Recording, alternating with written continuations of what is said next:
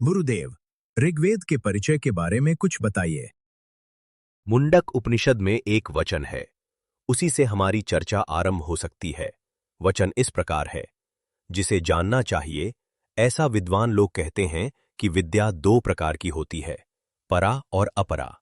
अपरा विद्या है ऋग्वेद, यजुर्वेद, सामवेद, अथर्ववेद, शिक्षा, कल्प, व्याकरण, निरुक्त, छंद और ज्योतिष। और परा विद्या वह है जिसके द्वारा उस अक्षर ब्रह्म को जाना जा सके। प्रथम खंड। इसका अर्थ है, ब्रह्म विद्या के ज्ञाता कहते हैं कि दो प्रकार की विद्या को प्राप्त करना चाहिए, परा और अपरा।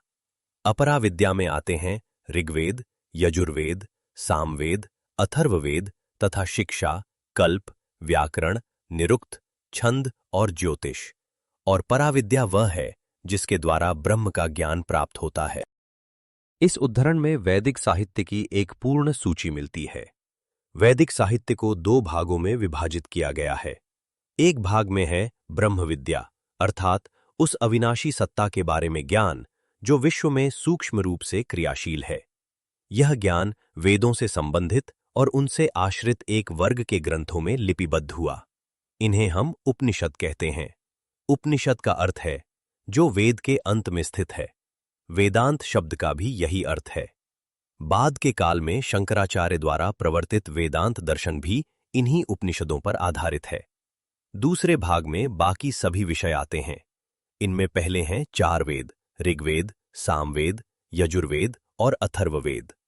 इसके बाद जो आते हैं वे संख्या में 6 हैं और उन्हें सामूहिक रूप से वेदांग कहा जाता है। ये हैं शिक्षा, कल्प, व्याकरण, निरुक्त, छंद और ज्योतिष। इन्हें वेदांग क्यों कहा जाता है, यह समझने के लिए कुछ प्रारंभिक बातें जानना आवश्यक है। वेदों की उत्पत्ति धर्म ग्रंथ के रूप में हुई। धर्म का मुख्य स्रोत है विश्व की मूल शक्ति के प्रति श्रद्धा, भक्ति और अर्पण की भावना। इस भावना की प्रेरणा विभिन्न प्रकार की हो सकती है। इस संदर्भ में गीता में किया गया विश्लेषण लागू किया जा सकता है। गीता में कहा गया है कि भक्त 4 प्रकार के होते हैं, आर्त, अर्थार्थी, भक्त और जिज्ञासु।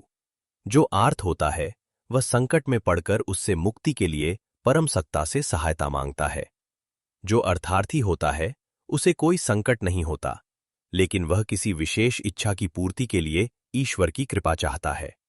जो भक्त होता है वह उच्च स्तर का होता है, उसे कोई स्वार्थ नहीं होता, बल्कि वह ईश्वर के प्रति गहरी श्रद्धा के कारण निस्वार्थ भक्ति करता है।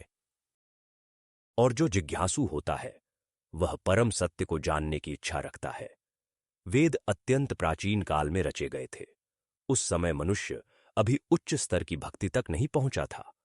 उस युग में देवताओं की उपासना का प्रेरक कारण व्यावहारिक आवश्यकताएं थीं, अर्थात लोग आर्त या अर्थार्थी भाव से ही देवताओं की पूजा करते थे।